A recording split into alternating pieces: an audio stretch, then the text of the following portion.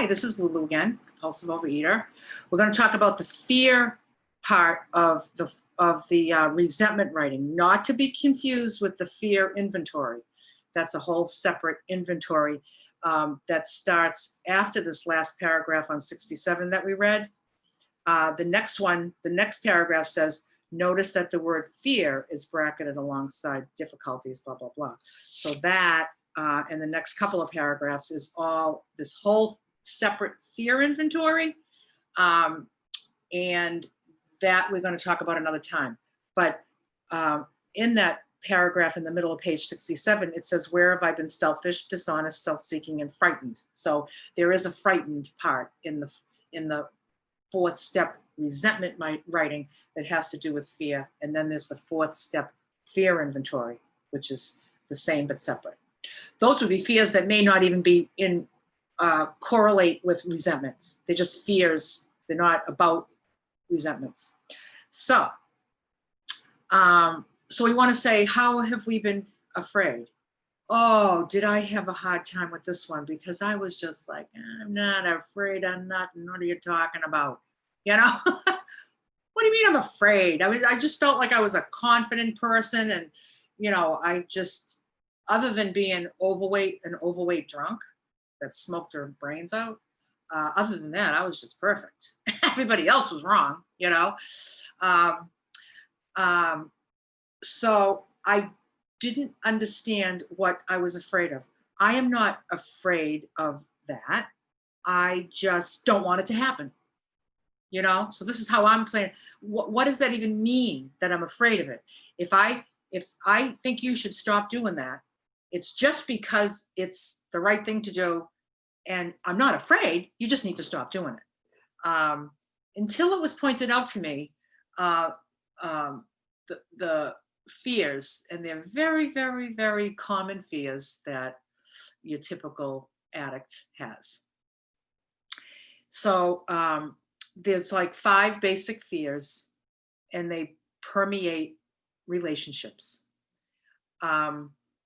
And so now we're going to go. So now on each page in our Google Doc, we have, I resent so-and-so, causes the list, affects my, whatever you've picked from the cheat sheet list.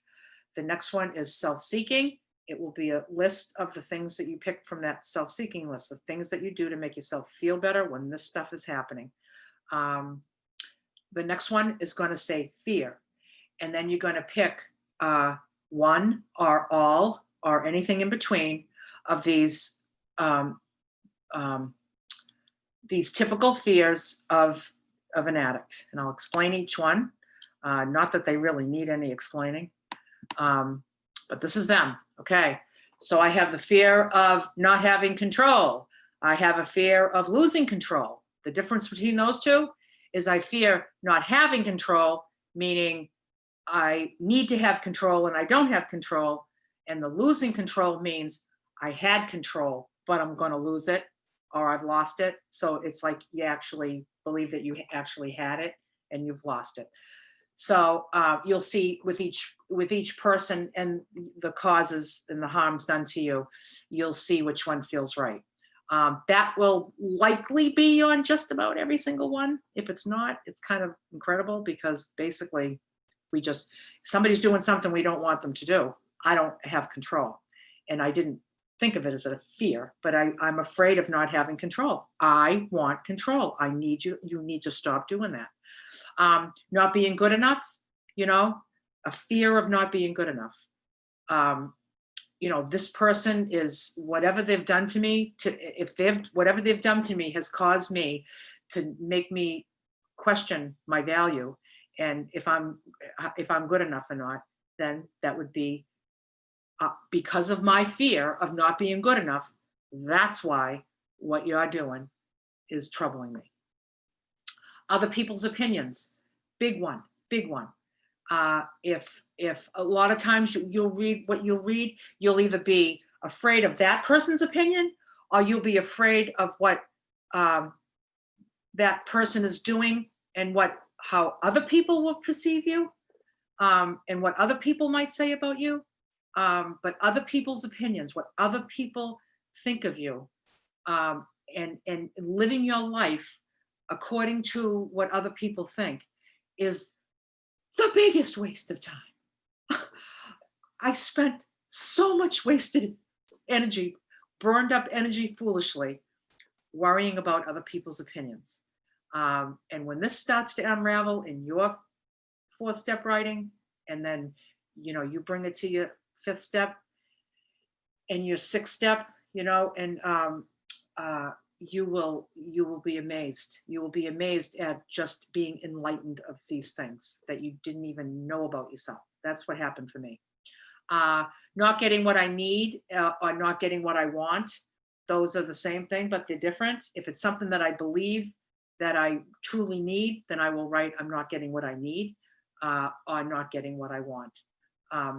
If it says, you should, you left me, you left me, and you broke up with me, you shouldn't have broken up with me. There's my, I don't have control. Or maybe I had control in that relationship at one point, but now I've lost it. So I have a fear of losing control. Not being good enough would be on it, because feeling not good enough, I was just left. Other people's opinions, what are people going to think of me because my boyfriend just left me? Geez, I wonder if I can tell them that I dumped him, because then they won't think that I was dumped, not getting what I want or need. I might think like I need him back. Do I need him back, or do I want him back? Likely, if I'm all fired up about this, it's going to really feel like a need. And then I would say not getting what I need, and losing what I have. See, for something like that example, it would probably be all five, because now I'm losing what I have, nice, secure relationship, right? If I have a grown daughter that's,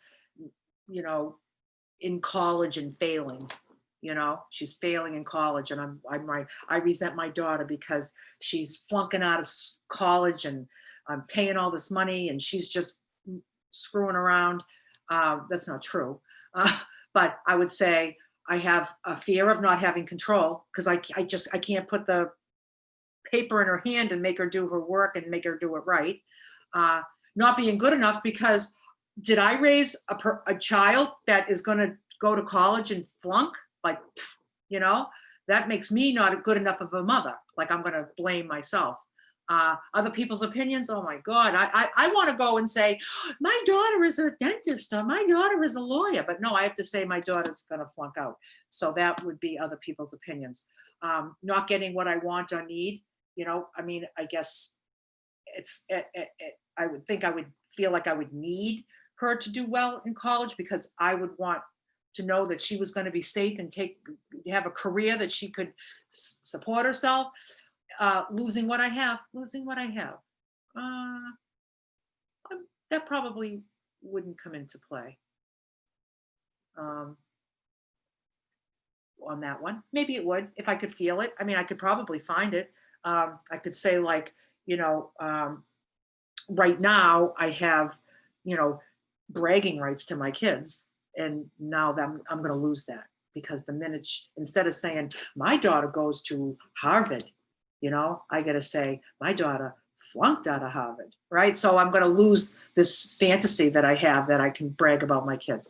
All that isn't true, but I'm just saying. That's why we have to come up with a really good example to go through. We'll be maybe we'll prepare for the first time, and we'll be prepared next Tuesday with an example. So anyway, on each one you have fear, and then you just list them. You might just have one. It might just say not having control. It might be not having control in other people's opinions. That's all. As you just keep scanning, keep scanning those causes, those injuries done to you. Just keep skimming them and reading them over and over as you're entertaining each one of these ideas, and see where they pertain. And you'll find it. You'll find it. You're like, oh, I was just losing what I have. I don't want so-and-so, I resent so-and-so because they're sick and they don't take care of themselves and they're going to die. You don't have control. You're not getting what you want, and you're going to lose what you have. But can you see how maybe other people's opinions doesn't come into something like that? Not being good enough maybe doesn't come into that. Can you feel that difference? like another example, you know, if you go back to your childhood and you say, my mother should have this, and this. My mother, you know, never paid attention to me, or my mother didn't hug me, or, you know, my mother was never affectionate. Just say that was it. You'd say, definitely you would feel the fear of not being good enough, because if I was good enough, she would have hugged me, right? Other people's opinions, probably not. Not getting what I would probably pick need. I would feel like I would have needed that. Losing what I have, no, because I wouldn't have had it to begin with. Yeah, so it might just be those few things. But what you're going to do is, that would be, you know, you have to take all of them, and just the ones, if there's 3 things on your list that are all things about other people's opinions, you just have to write other people's opinions once. Just have, it's per person, not per resentment on the list, just per person, place or thing, per person, place or thing. So that's what I have on the fear instructions. And then next week, we're going to do the dishonesty and the selfish part. But for now, that's good. Do you have anything else on the fear writing, Shalise? Nope, I think that's perfect. Yeah. Does anybody have any questions before we stop the recording? If anybody has any questions. And pop them into the chat section. Yeah. And also, whoever is listening to this, the people that are here and the people that are listen to it another time,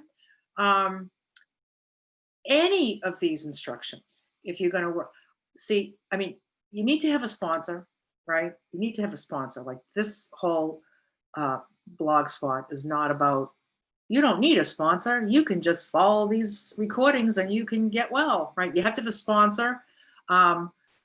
Although some people are sponsoring like with food and maybe don't have experience in the steps, and some people have a food sponsor. And I think if you have a food sponsor and an established relationship with a food sponsor that's helping you with your food, and you're checking in and you're developing a nice connection and program, I think that I hope that this could help people go through the steps. And especially with me and Shalisa's contact information, because if you were doing the writing the way that we've been explaining it, whenever you get into a situation, you just email us a question. That's all. That's what my sponsees do. What I'm saying is what I say to them. And then when they do it, they email me questions sometimes. They might say, on this one, what would you say my fears would be? I'm having a hard time figuring it out. Or what would be my, what would be my, are these causes, do these look okay? So you just ask. You just ask, And the only thing we haven't figured out yet is when you get to step 5, who takes you step 5. but we're going to have an answer before we get there. We don't have to worry about tomorrow or yesterday. We're just right here. I've got all that covered, right? We will just let that. We're gonna figure it out. We're gonna figure it out.